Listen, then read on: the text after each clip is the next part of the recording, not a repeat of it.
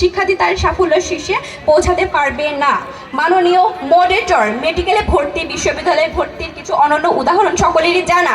এই সকল উদাহরণে অনেক শিক্ষার্থীর বাবা ফেরিওয়ালা, রিক্সাওয়ালা, কারোর মা সেলাইয়ের কাজ করে এবং বুয়ার কাজ করে, কিন্তু এই সকল পাহাড় পরিমাণ কষ্ট তারা নিজেরা সহ্য করে, কিন্তু তাদের সন্তানদের এই কষ্ট সহ্য করতে হয় না। ওই সকল নিরক্ষর পিতামাতার হয়তো পুঁথিগত কোনো শিক্ষা নেই, কিন্তু তাদের কিন্তু নৈতিক অবক্ষয় হয়নি। হ্যাঁ, এটাই পরিবার। মাননীয় মডারেটর, আমি পরিবারের শিক্ষাকে কখনোই অবমূল্যায়ন করছি না। আমি বলছি যে প্রতিষ্ঠান নয়, বরং পরিবারের শিক্ষাই সব থেকে বড়। বিশ্বকবি রবীন্দ্রনাথ ঠাকুর হচ্ছে এর বাস্তব উদাহরণ। মাননীয় মডারেটর, রবীন্দ্রনাথ ঠাকুর কোনো প্রতিষ্ঠান থেকে শিক্ষা লাভ করেননি, বরং তিনি তার পরিবার থেকে সাহিত্য চর্চা ও নৈতিক শিক্ষার মানবতার চর্চা করেছেন। এখানে প্রশ্ন হলো, তাকে কি প্রতিষ্ঠান তৈরি করেছে নাকি পরিবার? নিশ্চয়ই পরিবার তার ভিত করে দিয়েছে। মাননীয় মডারেটর, শিক্ষা প্রতিষ্ঠান জ্ঞান দেয়, কিন্তু চরিত্র গঠন করে পরিবার।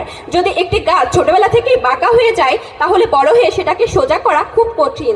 তেমনি শিশুকাল যদি পরিবারের সঠিক শিক্ষা না দেয়, তাহলে প্রতিষ্ঠান একাতা ঠিক করতে পারবে না, যা আবারও প্রমাণ করে শিক্ষার্থীর নৈতিক অবক্ষয় রোধে পরিবারের ভূমিকায় মুখ্য।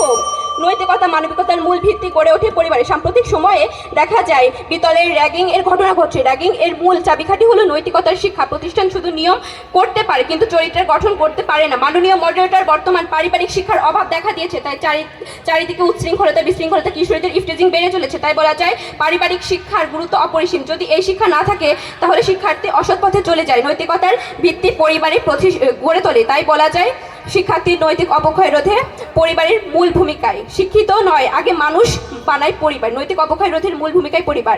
প্রতিষ্ঠান জ্ঞান দেয়, কিন্তু চরিত্র গঠন করে পরিবার।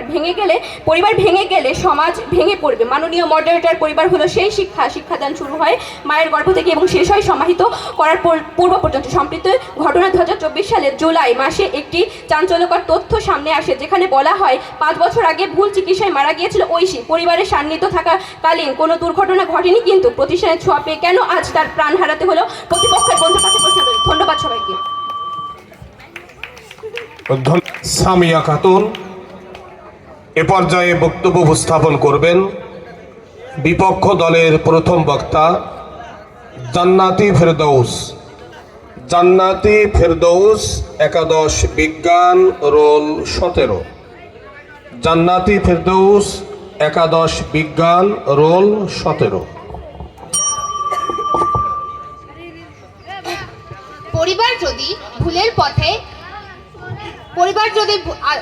পরিবার যদি আধার ঘরে ভুলের পথে টানে, প্রতিষ্ঠান তখন আলো হয়ে সঠিক পথে আনে। ধন্যবাদ মাননীয় মডারেটর, আমাকে বক্তব্য প্রদানের সুযোগ দেওয়ার জন্য। আজকের বিতর্ক প্রতিযোগিতায় উপস্থিত সম্মানিত সভাপতি, মাননীয় মডারেটর, বিজ্ঞ বিচারপতিগণ ও আমার প্রতিপক্ষবৃন্দ, শুধু সকলকে জানাচ্ছি আমার পক্ষ থেকে শুভেচ্ছা ও সালাম। আসসালামু আলাইকুম। আজকের বিতর্ক প্রতিযোগিতায় বিষয় হচ্ছে শিক্ষার্থীদের নৈতিক অবক্ষয় রোধে প্রতিষ্ঠান নয় বরং পরিবারের ভূমিকায় মুখ্য। বিষয়টির বিপক্ষে অবস্থান করছি। অর্থাৎ আমি মনে করি শিক্ষার্থীদের নৈতিক অবক্ষয় রোধে পরিবার নয়, বরং প্রতিষ্ঠানের ভূমিকাই মুখ্য। মাননীয় মডারেটর, আমি আমার দলের প্রথম বক্তা হিসেবে বিষয়টি সংখ্যায়িত অবস্থান ব্যক্ত করে দেবে। প্রথমে আমাদেরকে বুঝতে হবে পরিবার বলতে কি বোঝায়, নৈতিক অবক্ষয় বলতে কি বোঝায় এবং প্রতিষ্ঠান বলতে কি বোঝায়। মাননীয় মডারেটর, আমরা নৈতিক অবক্ষয় বলতে সেই অবস্থাকে বুঝি যেখানে নৈতিক আদর্শ, নৈতিক গুণাবলী ও মূল্যবোধ ধীরে ধীরে দুর্বল হয়ে যায় এবং নৈতিক আদর্শ হারিয়ে ফেলে মানুষ ও সমাজ। অপরদিকে আমরা পরিবার বলতে সেই গোষ্ঠীকে বুঝি যেখানে একটি শিশু জন্মগ্রহণ করে ধীরে ধীরে বড় হয়ে ওঠে এবং পারিবারিকভাবে শিক্ষা পেতে। আর অন্যদিকে আমরা প্রতিষ্ঠান বলতে সেই সুসংগঠিত অবস্থাকে বুঝি যেখানে একটি শিক্ষার্থী নৈতিক শিক্ষা পেয়ে থাকে। মাননীয় মডারেটর, একটি শিক্ষার্থীর জীবনে পরিবার গুরুত্বপূর্ণ, এ কথা আমরা অস্বীকার করার উপায় নেই, কিন্তু বর্তমান সমাজে শুধুমাত্র পরিবারের উপর নির্ভর করে নৈতিকতা গঠন করা সম্ভব নয়, কারণ পরিবার সবসময় সঠিক দিক নির্দেশনা দিতে পারে না। অনেক ক্ষেত্রে পরিবার নিজেরাই বিভ্রান্ত, নিজেরাই ব্যস্ত, নিজেরা নৈতিকতার পথ থেকে হারিয়ে যাচ্ছে। মাননীয় মডারেটর, অনেক ক্ষেত্রে মাননীয় মডারেটর, একজন শিক্ষক শুধু জ্ঞানই দেন না, তিনি একজন আদর্শ পথপ্রদর্শী। শিক্ষকের আচরণ, কথাবার্তা, নিয়মকানুন সবকিছু শিক্ষার্থীদের নৈতিকতা গঠনের গুরুত্বপূর্ণ ভূমিকা পালন করে থাকে। মাননীয় মডারেটর, প্রতিষ্ঠান একটি নিয়ন্ত্রিত পরিবেশ তৈরি করে। এখানে নিয়ম শান্তি পরিষ্কারের মাধ্যমে শিক্ষার্থীদের সঠিক পথে পরিচিত করে। পরিবারে অনেক সময় নিয়মের অভাব দেখা যায়, কিন্তু প্রতিষ্ঠানে তা সবসময় সুসংগঠিতভাবে থাকে। বর্তমান যুগে প্রযুক্তির অপব্যবহার, মাদকাসক্তি ইত্যাদির কারণে শিক্ষার্থীদের সঠিকভাবে পরিচালনার জন্য প্রতিষ্ঠান গুরুত্বপূর্ণ ভূমিকা পালন করে যাচ্ছে। বিভিন্ন নৈতিকতার শিক্ষা, প্রতিরোধমূলক কার্যক্রম ইত্যাদি দেওয়ার মাধ্যমে শিক্ষার্থীদের সঠিক পথে পরিচালনা করা হচ্ছে। মাননীয় মডারেটর, পরিবার সবসময় এই দায়িত্ব পালন করতে পারে না। অনেক অভিভাবক কর্মে ব্যস্ত থাকে, অনেকে সন্তানের সাথে পর্যাপ্ত সময়টুকু দিতে পারে না, ফলে নৈতিক শিক্ষার বিরাট ঘাটতি ঘটে থাকে। মাননীয় মডারেটর, উন্নত বিশ্ব যেমন যুক্তরাষ্ট্র, চায়না, বাবা মা উভয়ই কর্মরত থাকায় তারা বাচ্চাদের জন্মের পর থেকে ডে কেয়ার বা প্রি স্কুলে ভর্তি করে দেয়।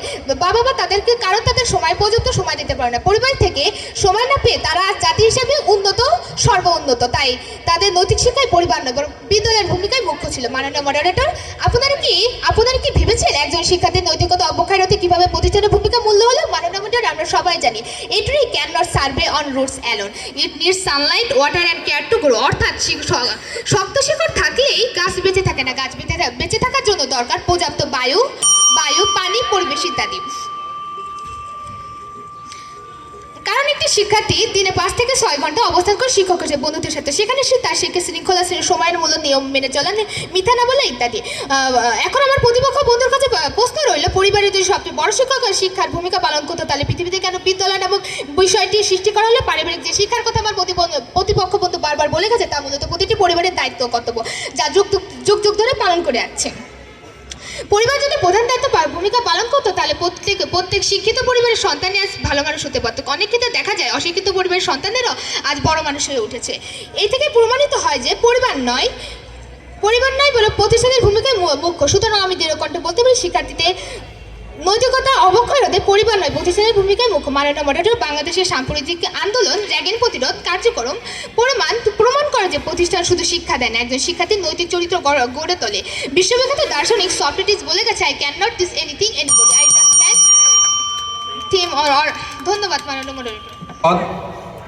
জান্নাতি ফেরদাউস এ পর্যায়ে বক্তব্য উপস্থাপন করবেন পক্ষ দলের দ্বিতীয় বক্তা মোহাম্মদ জারিফ হুসাইন। ধন্যবাদ মাননীয় মডারেটর, আমাকে বক্তব্য প্রদানের সুযোগ করে দেওয়ার জন্য। আমিনুর রহমান কলেজ কর্তৃক আয়োজিত আজকের এই বিতর্ক প্রতিযোগিতায় উপস্থিত মাননীয় মডারেটর, বিজ্ঞ বিচারক মণ্ডলী এবং যারা অনুষ্ঠানটি শুনছেন সকলের প্রতি আমার সালাম, আসসালামু আলাইকুম। মাননীয় মডারেটর, আজকের প্রস্তাবনা শিক্ষার্থীদের নৈতিক অবক্ষয় রোধে প্রতিষ্ঠান নয় পরিবারের ভূমিকায় মুখ্য। আমার দলের প্রথম বক্তা বিষয়টিকে সুন্দরভাবে সংজ্ঞায়ন করেছেন। আমি দ্বিতীয় বক্তা হিসেবে কিছু তথ্য ও যুক্তি তুলে ধরব।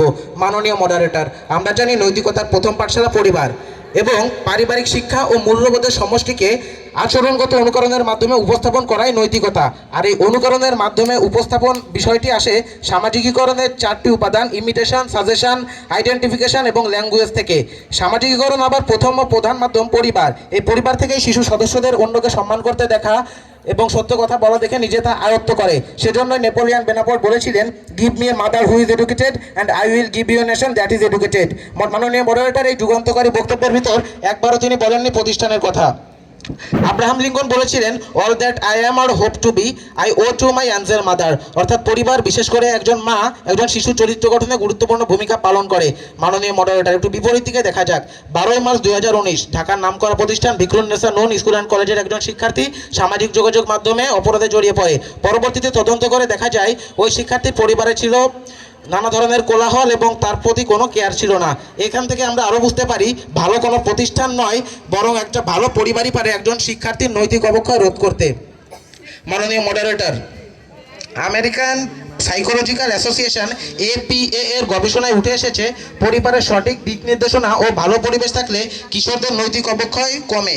অ্যারিস্টটলও একই কথা বলে গিয়েছিলেন, গিভ